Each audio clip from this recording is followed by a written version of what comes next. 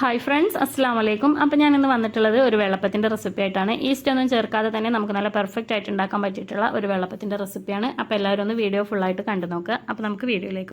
അപ്പോൾ ഇത് ആദ്യം തന്നെ ഞാനിവിടെ ഒരു ബൗൾ എടുത്തിട്ടുണ്ട്. അതിലേക്ക് ഞാൻ പച്ചരി ഇട്ട് കൊടുക്കുന്നുണ്ട്. ഞാനിവിടെ 250 ml കപ്പിലാണ് അരി എടുത്തിട്ടുള്ളത്. അപ്പോൾ അതൊരു 2 കപ്പ് ചേർത്ത് കൊടുക്കുന്നുണ്ട്. നിങ്ങളുടെ കയ്യിൽ ഏത് കപ്പാണോ ഉള്ളത് അപ്പോൾ അതിനനുസരിച്ച് ഇതേ സെയിം മെഷറിൽ നിങ്ങൾ എടുത്താൽ മതി. ഇനി ഇതിലേക്ക് ആ ഒരു സെയിം കപ്പിൽ തന്നെ 1/4 കപ്പ് ഉഴുന്ന് ചേർത്ത് കൊടുക്കുന്നുണ്ട്. ഇനി നമുക്കിതിലേക്ക് ഒരു 1/2 ടീസ്പൂൺ ഉലുവ കൂടി ചേർത്ത് കൊടുക്കാം. ഇനി ഇത് നന്നായിട്ടൊന്ന് കഴുകിയതിന് ശേഷം നമുക്കിതൊന്ന് കുതിരാനായിട്ട് വെള്ളം ഒഴിച്ചിട്ട് വെക്കാം. അപ്പോൾ ഞാനിവിടെ നന്നായിട്ടൊന്ന് കഴുകി എടുത്തിട്ട് ഇപ്പോൾ വെള്ളമൊക്കെ ഫുള്ളായിട്ടൊന്ന് ഒഴിച്ചിട്ട് കുതിരാനായിട്ട് വെക്കുന്നുണ്ട്. ഒരു 6-7 മണിക്കൂർ നമുക്കിതൊന്ന് കുതിരാനായിട്ട് വെക്കാം. അപ്പോൾ നമ്മുടെ അരിയൊക്കെ ഇവിടെ നല്ല രീതിക്ക് ഒന്ന് കുതിർന്ന് വന്നിട്ടുണ്ട്. ഇനി നമുക്കിത് മിക്സിയുടെ ജാറിലിട്ടിട്ട് നല്ല രീതിക്ക് ഒന്ന് അരച്ചെടുക്കണം. നല്ല ഫൈനായിട്ട് തന്നെ നമുക്കിതൊന്ന് അരച്ചെടുക്കാം. അപ്പോൾ ഞാനിതാ മിക്സിയുടെ ജാർ എടുത്തിട്ടുണ്ട്. അപ്പോൾ അതിലേക്ക് നമുക്ക് കുറേശ്ശെ ആയിട്ട് ഇട്ട് കൊടുത്തിട്ട് നല്ല രീതിക്ക് ഒന്ന് അരച്ചെടുക്കാം. അതുപോലെ തന്നെ നമ്മളിത് അരച്ചെടുക്കുമ്പോൾ കൂടുതലായിട്ട് വെള്ളം ഒഴിച്ചിട്ട് നല്ല ലൂസിൽ നമ്മളിത് അരച്ചെടുക്കരുത്. ഇപ്പോൾ ഞാനിതാ ഈ ഒരു രീതിയിലാണ് ഇവിടെ വെള്ളം ഒഴിച്ച് കൊടുത്തിട്ടുള്ളത്. അരിയുടെ താഴ്ഭാഗത്തായിട്ടാണ് വെള്ളം ഒഴിച്ച് കൊടുത്തിട്ടുള്ളത്. അപ്പോൾ ആ ഒരു രീതിയിൽ നമുക്കിത് നന്നായിട്ടൊന്ന് അരച്ചെടുക്കാം. ഇപ്പോൾ ഞാനിവിടെ ഈ ഒരു രീതിയിൽ അരച്ചെടുത്തിട്ടുണ്ട്. ഇത്രയും കട്ടിയിലാണ് ഞാനിവിടെ അരച്ചെടുത്തിട്ടുള്ളത്. അപ്പോൾ നമുക്കിതൊരു ബൗളിലേക്ക് മാറ്റി കൊടുക്കാം. ഇപ്പോൾ ഞാൻ സെക്കൻഡ് ബാച്ചും അടിച്ചെടുത്തിട്ടുണ്ട്. അപ്പോൾ അതും കൂടെ ഇതിലേക്ക് ഒഴിച്ചു കൊടുക്കുന്നുണ്ട്. ഇനിയിപ്പോൾ ഞാൻ ആ ഒരു സെയിം ജാർ തന്നെ എടുത്തിട്ടുണ്ട്. അതിലേക്ക് നമുക്കിനി ചോറ് ചേർത്ത് കൊടുക്കാം. ഞാനിവിടെ 1/4 കപ്പ് ചോറാണ് എടുത്തിട്ടുള്ളത്. അപ്പോൾ അത് നമുക്കിതിലേക്ക് ഇട്ട് കൊടുക്കാം. അതേപോലെ തന്നെ നമുക്ക് 1/4 കപ്പ് തേങ്ങ ചിരകിയതും കൂടെ ചേർത്ത് കൊടുക്കാം.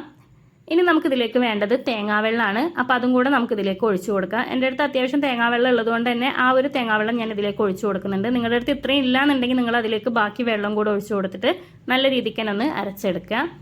ഇപ്പോൾ അരച്ചെടുത്തിട്ടുള്ള ആ ഒരു മിക്സും കൂടെ ഞാൻ ഇതിലേക്ക് ഒഴിച്ചു കൊടുക്കുന്നുണ്ട്. അപ്പോൾ അത് മൊത്തത്തിലൊന്ന് നമുക്കൊന്ന് മിക്സ് ചെയ്തെടുക്കാം. എല്ലാ ഭാഗവും ഒരേ രീതിയിലൊന്ന് മിക്സ് ചെയ്തെടുക്കാം. അതേപോലെ തന്നെ ഇപ്പോൾ ഇത് അത്യാവശ്യം തിക്കിൽ തന്നെയാണ് ഇരിക്കുന്നത്. അപ്പോൾ നമ്മളിത് രാവിലെ ആകുമ്പോൾ അത്യാവശ്യം ഇതേപോലെ ഒന്ന് ഇളക്കി എടുക്കുമ്പോൾ നല്ല രീതിക്ക് തന്നെ ഒന്ന് ലൂസായിട്ട് വരും. അപ്പോൾ നമുക്കിതിനെ ഒന്ന് റെസ്റ്റ് ചെയ്യാനായിട്ട് വെക്കാം. ഇപ്പോൾ രാവിലെ ആയപ്പോൾ നമ്മൾ മാവൊക്കെ ഒന്ന് തുറന്ന് നോക്കുന്നുണ്ട്. മാവ് നല്ല രീതിക്ക് തന്നെ ഒന്ന് പൊന്തി വന്നിട്ടൊക്കെ ഉണ്ട്. ഇനി നമുക്കിതിലേക്ക് ആവശ്യത്തിനുള്ള ഉപ്പ് ചേർത്ത് കൊടുക്കാം. ഉപ്പ് ചേർത്തതിന് ശേഷം നന്നായിട്ട് തന്നെ നമുക്കിതൊന്ന് കയ്യിൽ വെച്ചിട്ടൊന്ന് മിക്സ് ചെയ്തെടുക്കണം. നല്ല രീതിക്കൊന്ന് മിക്സ് ചെയ്തെടുക്കുമ്പോഴാണ് നമ്മുടെ ആ ഒരു മാവ് അത്യാവശ്യം ലൂസായിട്ട് ഇരിക്കുള്ളൂ. ഇപ്പോൾ നല്ല കട്ടിയിലാണ് ഇരിക്കുന്നത്.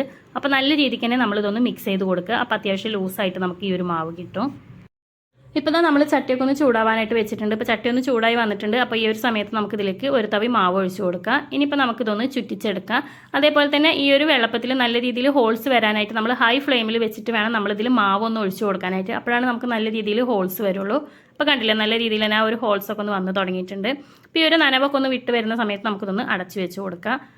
ഇപ്പോൾ നമുക്കിതൊന്ന് തുറന്ന് നോക്കാം. അപ്പോൾ നമ്മുടെ മാവൊക്കെ നല്ല രീതിയിൽ തന്നെ ഒന്ന് വെന്ത് വന്നിട്ടുണ്ട്. നമുക്കിതിന് ചട്ടിയിൽ നിന്നും എടുത്ത് മാറ്റാം.